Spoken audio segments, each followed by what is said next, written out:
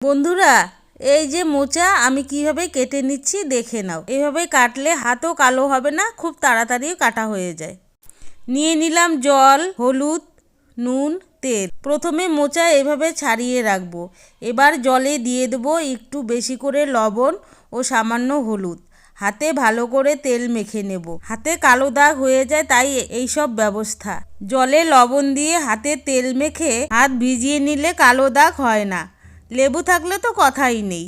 যাই হোক, এই যে সাদা অংশগুলো ফেলে দিয়ে মুঠো করে ধরে সামনে অল্প করে চেপে ধরে কেটে ভেতরে শক্ত অংশ এভাবে ফেলে ঝুরি ঝুরি করে কেটে নেব। খুব তাড়াতাড়ি কাটা হয়ে যায়। আর মাঝের নরম অংশ ঝুরি ঝুরি করে কেটে নেব। আর মাঝে মাঝে জলে হাত চুবিয়ে নেব, তাহলে একদম হাত কালো হবে না। এবার রান্না করার পালা।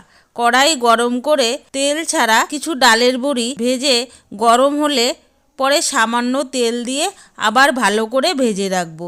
এবার ফোড়নে শুকনো লঙ্কা ও তেজপাতা দিয়ে পেঁয়াজ কুচি, গোটা রসুন কোয়া ভেজে নিয়ে ধুয়ে নেওয়া মোচা, আদা কুচি, নুন, হলুদ, জিরে, কাঁচা লঙ্কা বাটা দিয়ে ভালো করে কষিয়ে নেব। কিছুক্ষণ পর ভেজে রাখা আলু দিয়ে দেব। আলু দিলে ভালোই লাগে।